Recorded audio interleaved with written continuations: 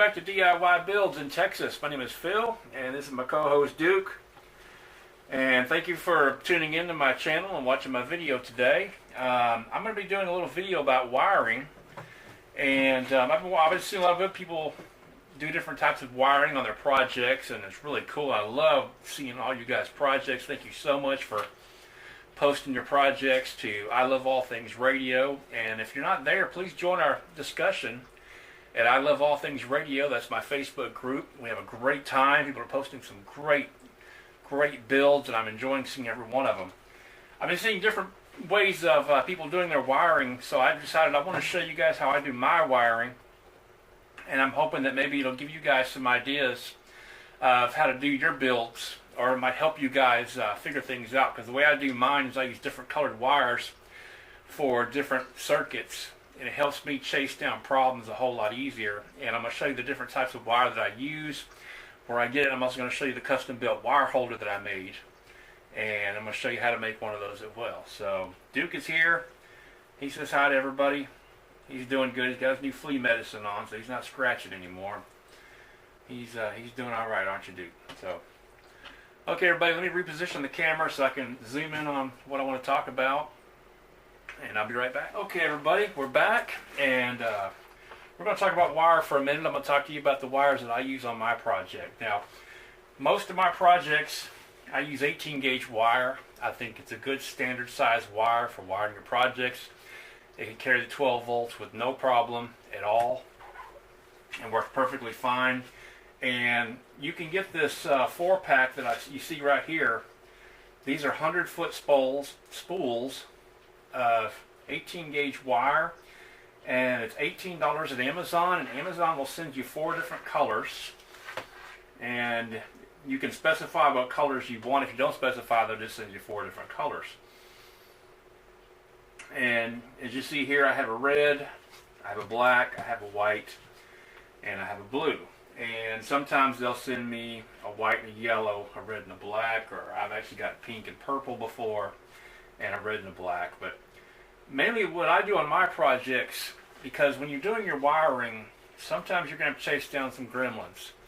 Something's not going to work right, something's not coming on, something's not switching off, and you need to be able to trace down that circuit. And if all your wires are the same color in your box, like if you got just one big spool of, let's say, red wire, and you wire your whole box with red wire, you're going to have a really difficult time trying to isolate different circuits and what goes to what.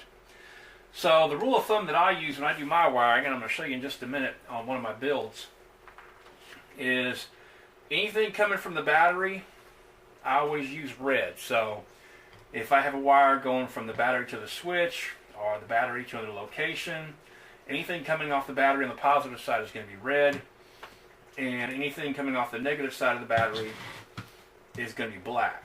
Like if you have a wire, going back to the ground of the circuit. Now when I'm running off a switch to something that's going to be switched, I always use a white wire as my positive load wire, or the positive wire that's being switched. And this way I'll know that whatever's coming off this wire is positive and it's being switched. Now if I have a wire coming off of a switch or a device that's negative, in this case I'm going to use the blue wire, because I want to make sure that I know which one is the negative wire, but where it's coming from. So a blue wire is going to be coming from a device, and the black wire is going to be coming from the battery to something else. Like I know this black wire is going back to the battery, so the blue wire would come to a black wire, and the black wire would eventually go back to the battery.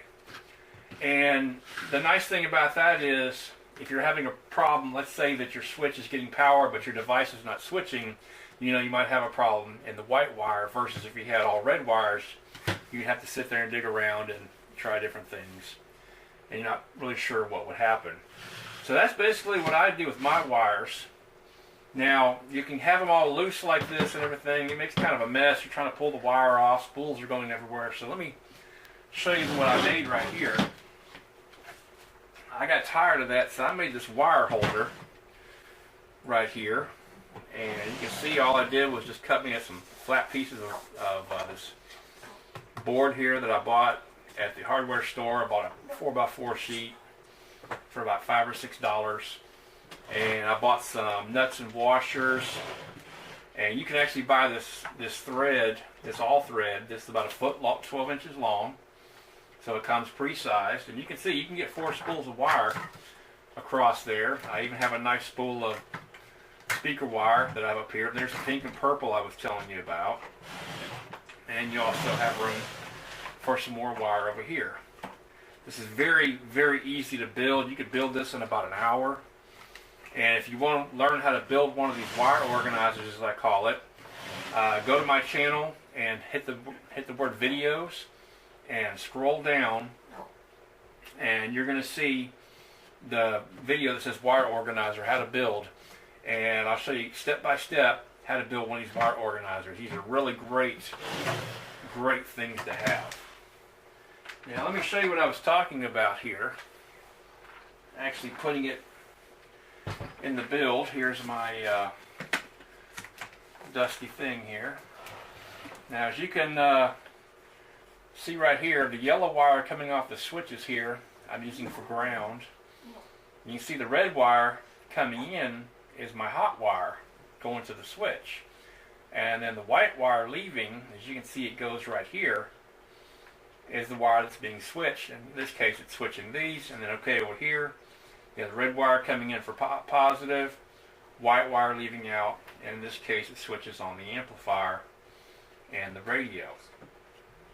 And you can see how I did the wires there, and also you want your wires to be nice and neat. You can get 1,000 of these zip ties for about $6 or $7. That's another thing. You want to keep your wires nice and neat so it's easy to trace down the problems. So anyway, guys, I hope that helps out a little bit. Like I said, I'm not putting anybody down about how they do their wiring. Everybody has their own method. I'm just sharing it with you, the method that I use, because I've had some questions about it.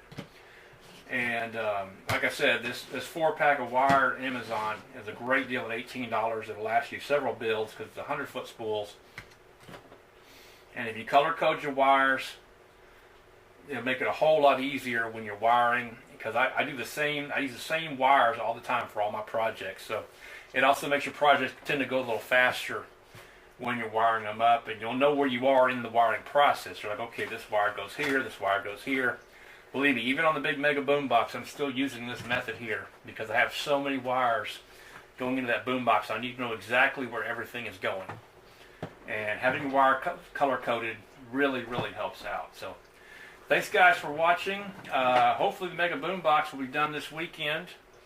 That's the plan, and if it is, for sure, I'll be shooting another video Saturday night or Friday night. And today is Tuesday evening. I'm going to have this video uploaded overnight, so this video will be online. You'll be watching this video on Wednesday, and which will be April 4th. So thank you guys so much for watching. Have a great day. Please subscribe to my channel, and I've been getting a lot of new subscribers and some great feedback on my videos, and I just want to say thank you to everybody for all the kind words that you've given me. And Duke wants to say hi one more time. So let me get him turned around. And Duke says hello as well. And if it's your first time seeing my video, Duke is my right-hand man. He's my co-host, and everybody loves Duke. So say hi, Duke. So thanks everybody for watching. Like I said, please join the discussion on Facebook at I Love All Things Radio. We'd love to have you. We'd love to see your projects that you're working on. If you have a question about something, if this is going to be your first project, you don't know how to get started, we'd love to help you. Or if you have a problem with a project you're working on, or questions about power supplies, wires, switches, amplifiers, we got over 200 members on there that would be happy to help you out. I'm there almost every day, and I'll be happy to answer the questions to the best of my ability. If not, I'm sure somebody else might have an answer as well. So thanks for watching, guys. Please hit that subscribe button there below that little red bell, because the Mega Boombox is coming up real soon. You don't want to miss it. You want to be one of the first ones to get notified when that video comes up this weekend. So thanks guys for watching. We'll see you. From Duke, my name is Phil. See you next time.